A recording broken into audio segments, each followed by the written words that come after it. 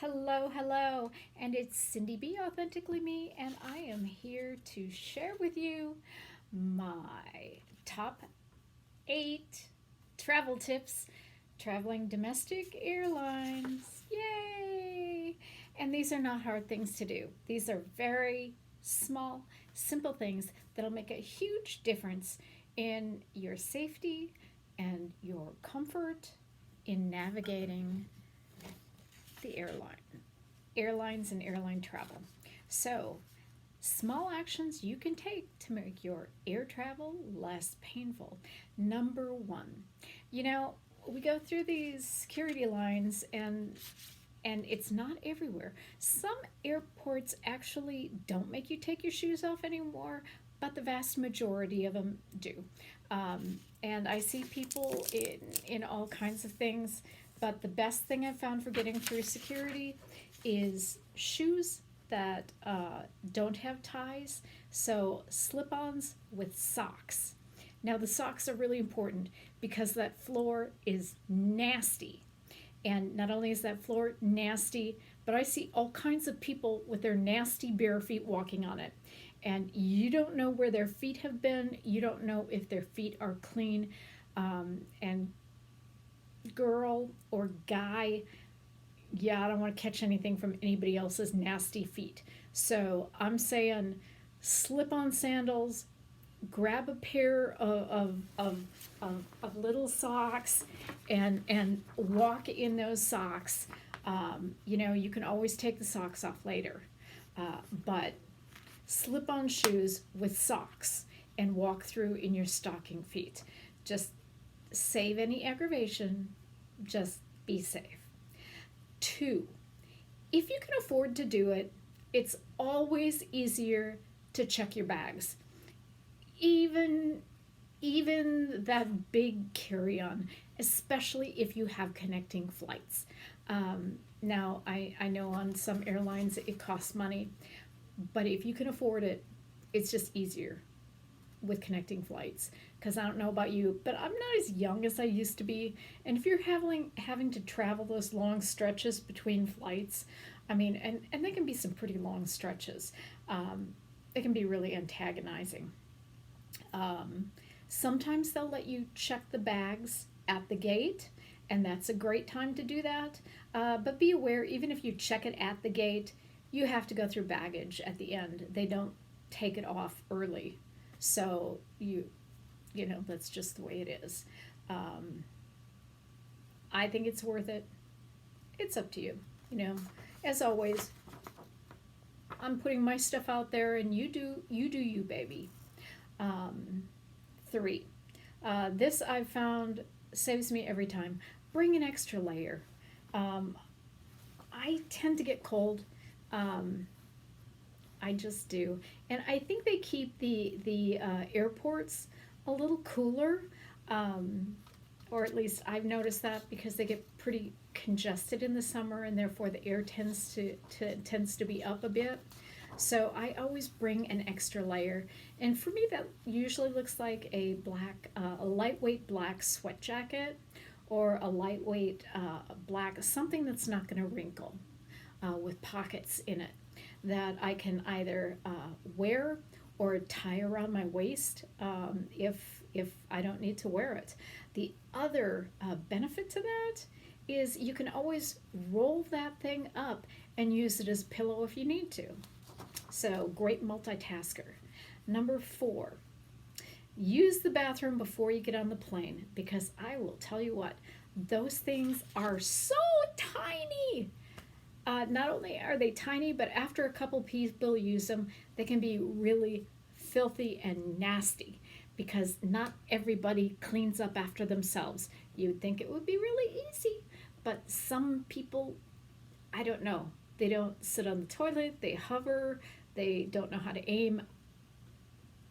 Who knows what people do in restrooms? Okay, I'm just saying, avoid the the bathroom on the airplane if you can. And the way I do that is I use the restroom before I get on the plane. And then I usually use it after I get off the plane, but I don't use the one right as I get off. I use the second one, getting off, because it's usually less busy. Or the one down by baggage is usually pretty safe. 5, do something to make your luggage, including your carry-on, distinctive to you. A lot of baggage looks a lot alike. Navy, black. You can get stretchy luggage bands in like rainbow colors. You can get luggage tags in neon colors. Those are fabulous. You can laminate your own tags at places like Staples. So gosh, you can even make pom-poms. Whatever you do to make that distinctive to you, make sure it's firmly attached to your baggage so it doesn't get pulled off in the handling process. But I think it makes collecting your bags a whole lot easier. Number 6, this is really important, and it will save you a lot of aggravation. Arrive 2 hours early for domestic travel. And you say, 2 hours? 2 hours? Well, yeah, 2 hours. Because you know what? All it takes is one time for things to go haywire, and it can really ruin your day. This last time I traveled to Phoenix from Minnesota, and they were training TSA agents at every security line, at every single security line going through. They were all backed up, every single one. So you arrive early, and then you don't have to worry. You don't have to worry. Bring a book, bring your earphones, your tunes, and you just sit and wait. Okay? Things happen, and it just takes, excuse me here, my nose itches. It just takes one wrinkle in the process to really mess things up for everybody. My next door neighbor works with Arizona Public Service, which is our power company, and he said just the other day down at Phoenix International Airport, they had a power glitch, and for an hour the power went out at the airport, and I guess it caused all kinds of heck to pay. It went out from like 5 to 6 o'clock in the morning, and they had a horrible morning for a lot of people. But you don't know when those things are going to happen, because they sure don't schedule them. So be sure to arrive 2 hours early, and that way if something does happen, you have a better chance of getting through. Okay? Next, pack snacks, no liquid. Okay? I always bring something to nosh on. Cookies, cake is okay. They need to be able to identify what it is. Okay?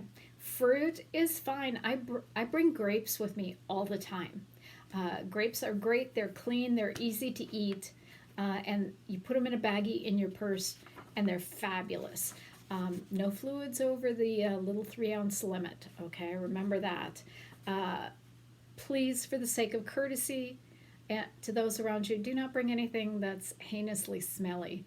We had a guy on the plane who brought some kind of horrible sausage salami sandwich.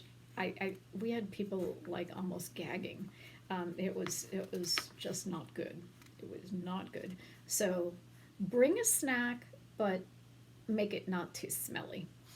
Make it not too smelly. I also recommend bringing your own thermal cup. Bring it empty, and then once you get past security, you can buy the drink of your choice, whether that's a Starbucks coffee or a coffee or a bottle of Smart Water, and then you can fill it up yourself. I do not recommend drinking the water or coffee on the plane, because they come out of those a lot of times they pour water out of those pitchers and stuff, and you just don't know how often those things get cleaned. And I'd rather spend money to know that my stuff is coming from a clean source, and that's just my recommendation. And so your thermal cup, hot and cold, And lastly, and maybe most importantly, carry enough medication for the duration of your trip.